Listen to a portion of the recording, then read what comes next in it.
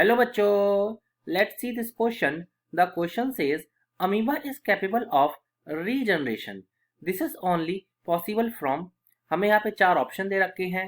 पहला ऑप्शन है a nucleated bit of amoeba. Second है a anucleated bit of amoeba. Third है a young amoeba and the last is the an old amoeba. चलिए start करते हैं अपने की कॉन्सेप्ट के साथ और यहाँ पे चीजों को समझने की कोशिश करते हैं. सबसे पहले बात करते हैं अमीबा के बारे में. तो अमीबा जो बिलोंग करता है फाइलम प्रोटिस्टा से. फाइलम प्रोटिस्टा से ये बिलोंग करता है.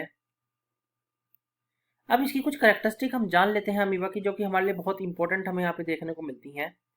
अगर हम यहाँ पे कैरेक्टरिस्टिक को देखते हैं तो पहली कैरेक्टरिस्टिक जो इसकी आती है, ये जनरली यूनिसेलुलर हमें देखने को मिलते हैं. ये यूनिसेलुलर ऑर्गेनिज्म हमें देखने को मिलते हैं. सेकेंड इंपॉर्टेंट कैरेक्टरिस्टिक हमें यहाँ पे इसकी देखने को मिलती है कि पर्टिकुलरली ये इजीली ऑल्टर कर लेते हैं अपनी शेप को. तो हम लिख देते हैं that is they can easily, ये अपनी शेप को इजीली ऑल्टर कर लेते हैं, यानी चेंज कर लेते हैं, ऑल्टर देयर शेप. ये भी सबसे इंपॉर्टेंट कैरेक्टरिस्टिक इसकी यहाँ पे देखने को मिलती है. अब हम बात करते हैं इसके पर्टिकुलरली रीजनरेशन की. अगर हम इसमें पर्टिकुलरली रीजनरेशन को देखें तो रीजनरेशन जो इसमें हमें देखने को मिलता है, यानी जो इसका जो रीजनरेशन है, रीजनरेशन ओल्ड अमीबा में भी हो सकता है, यानी ये आपको हमें ओल्ड अमीबा में भी देखने को मिल जाता है और ये हमें यंग अमीबा में भी देखने को मिल जाता है.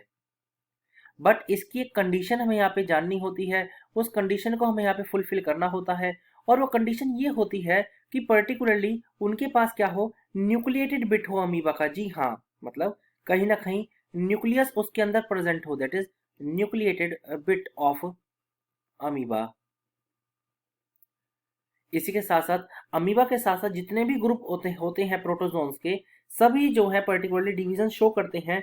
बट वहां पे जो एक पर्टिकुलरली नहीं कह सकते हैं प्री कंडीशन जो होती है, ये प्री कंडीशन यहाँ पे देखने को मिलती है कि पर्टिकुलरली जो पार्ट है वो न्यूक्लिएटेड होना चाहिए, यानी उसके पास अपना न्यूक्लियस होना चाहिए, सो दैट वो इजिली इंफॉर्मेशन को आगे ट्रांसमिट कर सकता है. इजिली इंफॉर्मेशन ट्रांसमिट उससे हो जाती है, इजिली इंफॉर्मेशन गेट ट्रांसमिटेड. ये सबसे इंपॉर्टेंट चीज हमें यहाँ पे देखने को मिलती है. सो अगर हम अपने बात करें राइट आंसर की, हमारा जो राइट आंसर यहाँ पे होना चाहिए वो होना चाहिए that is option number A. हमारा यहाँ पे राइट आंसर होगा. So the final answer is option number A. I hope you understood it well. Best of luck.